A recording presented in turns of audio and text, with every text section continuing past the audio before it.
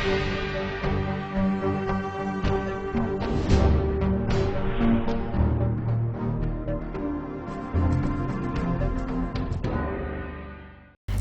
Vindhya times में आपका स्वागत है और आपके साथ मैं श्रेया हाजिर है आज की बुलेटिन की खबरों के साथ। पहली खबर की बात करते हैं। संभाग के सबसे बड़े टीआरएस कॉलेज में रुपयों के लेन देन की गड़बड़ी का बड़ा मामला उजागर हुआ है। इस गड़बड़ी को लेकर कॉलेज के पास कोई रिकॉर्ड नहीं था, जिसके कारण प्रभारी प्राचार्य ने कलेक्टर से शिकायत की। शिकायत के बाद कलेक्टर ने 3 सदस्यीय जांच दल गठित कर रिपोर्ट मांगी। समिति ने जांच भी अपनी प्रारंभ कर दी। जानकारी के अनुसार कॉलेज में करोड़ों रुपए खर्च किए गए। राशि का कोई ब्यौरा उपलब्ध ही नहीं है। कॉलेज की प्रभारी प्राचार्य की ओर से कलेक्टर एवं जनभागीदारी समिति अध्यक्ष को दिए गए एक पत्र में कहा गया है कि कॉलेज की संधारित कैशबुक में गोपनीय बंद लिफाफा लिखकर करोड़ों रुपए दिखाया गया है। प्रभारी प्राचार्य की शिकायत में कहा गया कि अब तक कॉलेज के प्रबंधन की व्यवस्था देख रहे लोगों ने ठीक तरीके से दस्तावेज मेंटेन नहीं किया है। बैंक स्टेटमेंट और कैशबुक में अलग अलग जानकारी सामने आ रही है। पूर्व प्राचार्य ने कैशबुक का प्रभार नहीं दिया था। लेखापाल द्वारा प्रस्तुत कैशबुक में 3 करोड़ 13 लाख रुपए नकद कॉलम में दर्शाया गया है, जबकि कॉलेज के पास उक्त नकद राशि नहीं है। कॉलेज की स्थापना के 150 वर्षगांठ पूरे होने पर प्रबंधन द्वारा आयोजन की तैयारी भी विवादों में रही। कलेक्टर के निर्देश पर टीआरएस कॉलेज से जुड़े मामलों की जांच अपर कलेक्टर द्वारा की गई। अपर कलेक्टर ने 3 सदस्यीय जांच दल गठित की थी, जिसमें वित्तीय अनियमितता पाई गई। रीवा कलेक्टर ने बताया कि टीआरएस कॉलेज की कुछ शिकायतें हैं, जिन्हें टीआरएस कॉलेज के प्राचार्य के द्वारा प्रशासन के संज्ञान में लाया गया। मामले पर प्रशासन की ओर से समिति का गठन किया गया है और जांच भी पूरी कर दी गई। इस रिपोर्ट को संभागीय कमिश्नर को भेजा गया। आगे की कार्यवाही संभागीय कमिश्नर के द्वारा की जाएगी। नहीं, ये टीआरएस कॉलेज में कुछ शिकायतें हैं, उनके प्रचार्य के माध्यम से ना प्रशासन की ध्यान में लाया गया था। उसके बाद प्रशासन की ओर से समिति का गठन हुआ है और समिति के द्वारा जांच पूरा कर दी गई है।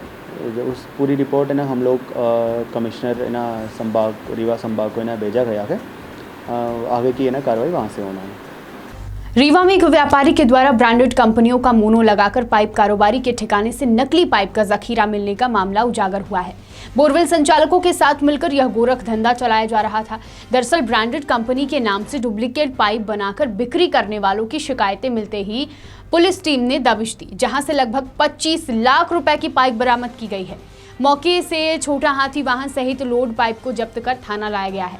पुलिस के द्वारा पाइप में टैग लगाकर डुप्लीकेट पाइप में टैग लगाकर बेचने वाले दुकानदार पर कार्रवाई की गई है।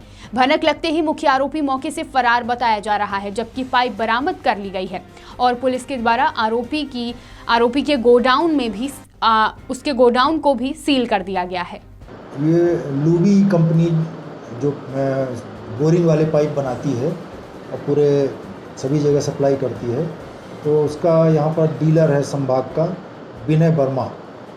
उसके द्वारा सूचना दी गई है कि रतहरा में ये सामान के पास रतहरा में कोई पटेल व्यक्ति है जो कि इनसे सप्लाई नहीं लेता है, तो कहीं से वो पाइप प्राइवेट इधर उधर से मंगा करके और फिर स्वयं कंपनियों के सील लगा करके, तो जिसमें इनकी कंपनी के सील बना करके फर्जी बेचता है और बिलिंग करता है। इस तरह की सूचना दी गई है, जिस पर से अपराध पंजीबद्ध किया जा करके कराया जा रहा है और मौके से भी भेजा गया था उसकी सूचना की तस्दीक करने के लिए। तो अभी करीब 52 पाइप पकड़े गए हैं, जो कि डीलर का कहना है कि फर्जी है। उस पर अभी जब्ती करके कार्रवाई की जा रही है और जिसके ऊपर आरोप लगाया है वो जैसे ही पुलिस पहुंची है तो घटनास्थल से फरार हो गया है। तो उसको फिर गिरफ्तार करके और बाकी चीज़ें कि कहाँ से पाइप ला रहा है और ये सारी चीज़ें मोनो वगैरह कहाँ से बना के और उसमें फर्जी पाइपों में लगा रहा है, ये विवेचना में आगे जांच की जाएगी। जो वाहन जिस वाहन में पाइप लदा हुआ था वो वाहन सहित वो पाइप मिले हैं और गोदाम चूँकि उससे भाग गया था मेन आरोपी, उस गोदाम को सील कर दिया गया है और गाड़ी में जितने पाइप मिले थे गाड़ी सहित उक्त आरोपी जो चालक है उसको पकड़ा गया है, उस पर पूछताछ की जा रही है, तो कार्रवाई की जा रही है। कोरोना महामारी के बीच प्राइवेट स्कूलों को लेकर तरह तरह के सवाल खड़े हो रहे थे। आए दिन पेरेंट्स के द्वारा फीस एवं पढ़ाई को लेकर धरना प्रदर्शन किया जा रहा था। अमूमन बात जब ऊपर तक पहुंची तो सरकार के द्वारा फीस और भी कई नियमों को लेकर सभी प्राइवेट स्कूल संचालकों को गाइडलाइन जारी कर दी गई, लेकिन वह जारी आदेश अब प्राइवेट स्कूल संचालकों को सबब बनता जा रहा है, जिससे आज प्राइवेट स्कूल एसोसिएशन के द्वारा रीवा कलेक्ट्रेट के सामने 5 सूत्रीय मांगों को लेकर भूख हड़ताल की गई। साथ ही उनके द्वारा मांग की गई कि प्राइवेट स्कूलों में अनिवार्य एवं निःशुल्क शिक्षा RTE के अंतर्गत छात्र छात्राओं की लंबे अंतराल से पड़े फीस का भुगतान करने का आदेश दिया जाए एवं वर्तमान सत्र का प्रवेश चालू किया जाए।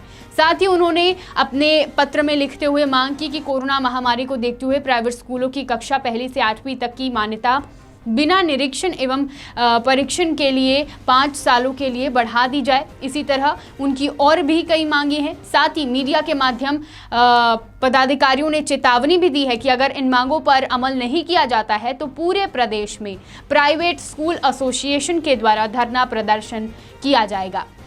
देखिए, हमारी शासन से 5 सूत्री मांगे हैं, जिनमें पहली मांग है कि प्राइवेट स्कूलों में अनिवार्य एवं निःशुल्क शिक्षा के अंतर्गत जिन बच्चों को प्रवेश दिया गया है उनकी फीस प्रतिपूर्ति कई वर्षों से लंबित है, तो वर्ष 2011-12 से वर्ष 2019-20 तक की फीस प्रतिपूर्ति अविलंब करवाई जाए और वर्ष 2020-21 का एडमिशन चालू किया जाए। दूसरी मांग है कि कोरोना महामारी को देखते हुए कक्षा 1 से 8 तक की मान्यता बिना निरीक्षण और परीक्षण के लिए 5 वर्ष के लिए बढ़ा दी जाए। तीसरी मांग है कि शासन ने कोरोना काल में सारी गतिविधियों को चालू कर दिया है, केवल स्कूल एकमात्र ऐसी संस्था है जिसको शासन ने चालू नहीं किया है। मुझे ऐसा लगता है कि शासन एवं प्रशासन कोरोना वायरस ने अपना आतंक लगभग सभी देशों में मचाया है, लेकिन धीरे धीरे कोरोना संक्रमण से बचाव के लिए दवाएं इजाद की जाने लगी हैं। इस बीच भारत में भी देशवासियों के लिए एक अच्छी खबर सामने आई है, जहां ये दावा किया जा रहा है कि कोविड-19 से निपटने के लिए सरकार ने वैक्सीन तैयार कर ली है। यह वैक्सीन जनवरी माह में उपलब्ध भी हो जाएगी। यह पहले हेल्थ वर्कर्स को लगाई जाएगी। इसके लिए जिला चिकित्सालय में प्रशिक्षण भी चल रहा है। यह वैक्सीन निजी शासकीय रजिस्टर्ड संस्थाओं में कार्य करने वाले स्वास्थ्य वर्करों को लगाई जाएगी। इसके लिए रजिस्ट्रेशन शुरू किया गया है। यह वैक्सीन उन सभी स्वास्थ्य वर्करों को लगाई जाएगी जो कोरोना वायरस से पीड़ित हो सकते हैं। इसकी शुरुआत जनवरी माह से हो जाएगी। इस संबंध में मुख्य चिकित्सा अधिकारी ने बताया कि वैक्सीन लगाने में कोई भी छूटने ना पाए, इसके लिए तैयारी की गई है। जिले के स्वास्थ्य वर्करों को जानकारी भोपाल भेजी जाएगी। इसके बाद वैक्सीन उपलब्ध कराई जाएगी। आपको बता दें कि यह एक अच्छी खबर है कि शीघ्र ही हमारे कोरोना योद्धाओं को कोविड-19 से बचाव की वैक्सीन लगेगी, जिसके बाद आम जनता के लिए भी यह वैक्सीन उपलब्ध होगी। ये हेल्थ केयर वर्कर्स जितने हैं, अभी वैक्सीन आ रही है, वो सभी हेल्थ केयर वर्कर्स को वैक्सीन लगनी है फर्स्ट स्टेज में। उसके लिए कि कोई व्यक्ति छूटने ना पाए, वो हेल्थ केयर वर्कर चाहे वो शासकीय हो, प्राइवेट नर्सिंग होम का हो, प्राइवेट क्लिनिक का हो, बशर्ते वो रजिस्टर्ड होना चाहिए यहाँ पे स्वास्थ्य विभाग से रजिस्टर्ड होना चाहिए। ऐसा चाहे वो प्राइवेट क्लिनिक हो, चाहे वो पैथोलॉजी का हो, कोई भी हेल्थ से संबंधित कार्य कर रहा है जो कोरोना से पीड़ित हो सकता है, कोई भी व्यक्ति बचने ना पाए। इसके लिए एक ट्रेनिंग चल रही है कि एक्सेल सीट में किस तरह से भर के भेजना है हर संस्था को, और कल तक में इसको कंप्लीट करके हमको ऊपर भोपाल तक भेजना है। तो वैक्सीन कब तक यहाँ पे लगना होगा? वैक्सीन अभी तो ये जा रहा भोपाल जाएगा। ये पॉसिबिलिटी है कि जनवरी से वैक्सीनेशन का काम शुरू हो जाएगा। अभी सर कितने लोगों को बताया दिया जाएगा शुरुआती? हेल्थ केयर वर्कर्स जितने भी हैं, है ना, वो चाहे यहाँ से लेकर यहाँ हो गया, हमारे यहाँ मेडिकल कॉलेज हो गया, आयुर्वेद कॉलेज हो गया, आयुर्वेद विभाग हो गया, फिर प्राइवेट नर्सिंग होम हो गए, प्राइवेट पैथोलॉजी हो गई, प्राइवेट क्लिनिक हो गई, हमारे पूरे ब्लॉक हो गए। ब्लॉक में PSC लेवल में जो भी हमारी एनम है, उसके बाद आंगनवाड़ी कार्यकर्ता भी कांटेक्ट में हैं, तो उनके लिए भी ये प्रयास है कि उनका भी हो जाए सबका पूरा। Thank you. पेट्रोल डीजल से चलने वाले वाहनों में प्रयुक्त होने वाले ईंधन से धुआं उत्पन्न होता है। वह वायुमंडल के हवा में मिलता है, जिससे वायु प्रदूषण होता है। इसका असर शहर के आबो हवा में पड़ता है। भारत की राजधानी दिल्ली सहित कई ऐसे देश हैं जहां वायु इतनी प्रदूषित है कि सांस लेना भी मुश्किल हो रहा है।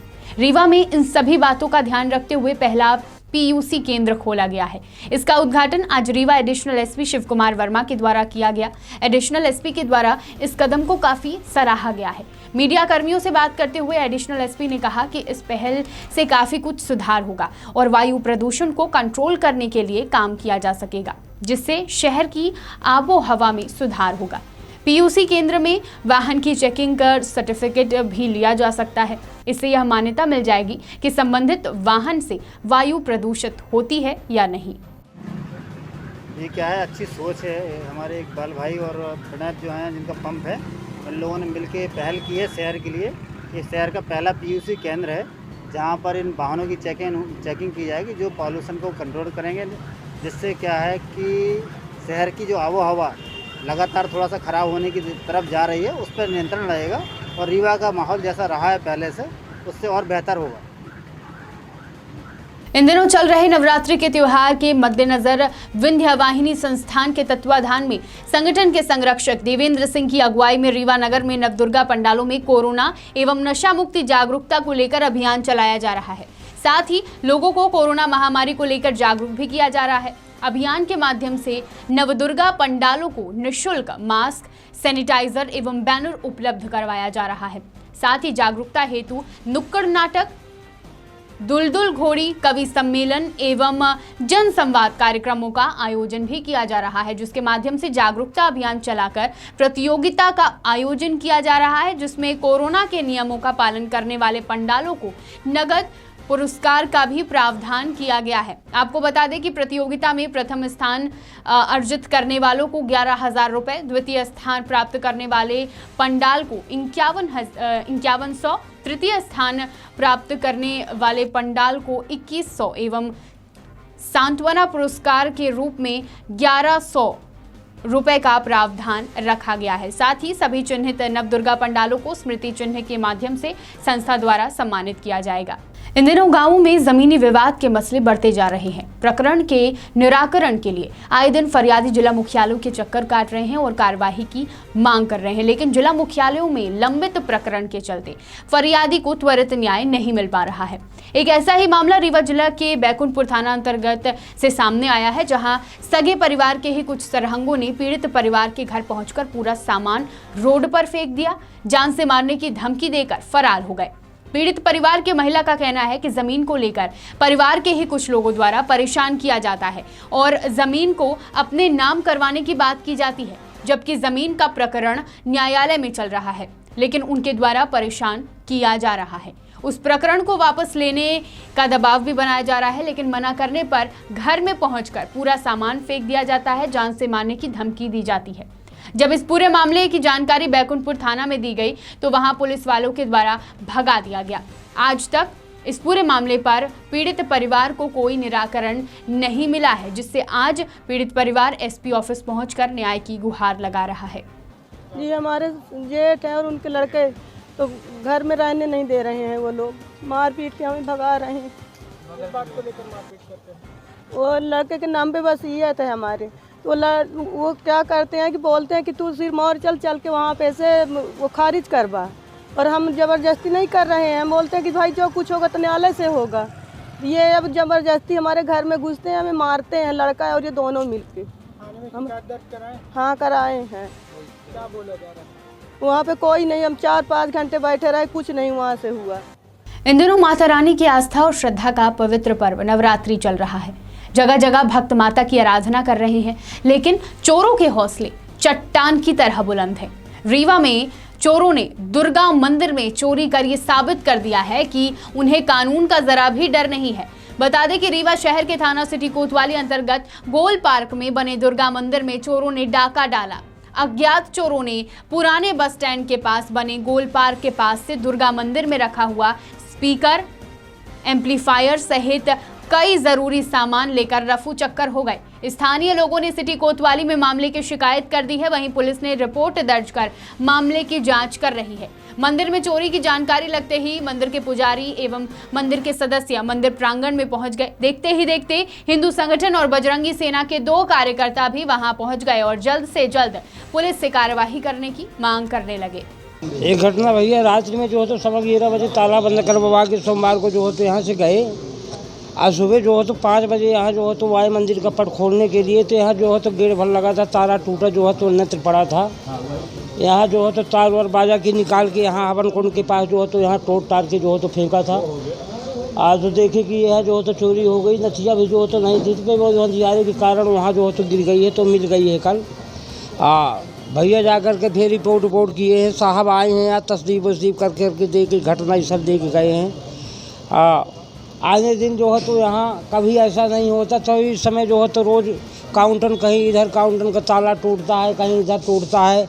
यही रात भर अनैतिकता लोग वाले जो है तो यहाँ बैठे रहते हैं, कहीं ताश, कहीं गाजी, कहीं दारू, कहीं बीड़ी, कहीं तम्बाकू, यही लौटते नाना प्रकार दिन भर मजिया चोर, दिन भर मान ली जो है तो गाड़ी गुप्ता के अलावा सारी रात कुछ नहीं होता है।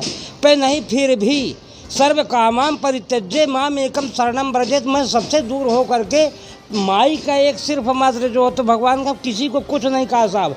मैं सारी मंडली को आज देखने के लिए हमारे जो लोग तो हमको प्राप्त हुआ है, हमको बड़ा सुख है। वो जो है तो मिले आके नहीं पे कम से कम आस्था तो हमारे जो है तो माता से आएगी, कम से कम वहाँ दर्द हुआ चोरू बोलो जो है बोलो। Private school association block Teonthar जिला रीवा मध्य प्रदेश के एसडीएम कार्यालय त्योथर में 5 सूत्रीय मांगों को लेकर 1 दिवसीय भूख हड़ताल व धरना प्रदर्शन कर विरोध दर्ज कराया गया, जिसमें समरजीत सिंह ब्लॉक अध्यक्ष त्योथर की अगुवाई में 5 सूत्रीय मांगों का ज्ञापन माननीय मुख्यमंत्री के नाम एसडीएम त्योथर को सौंपा गया।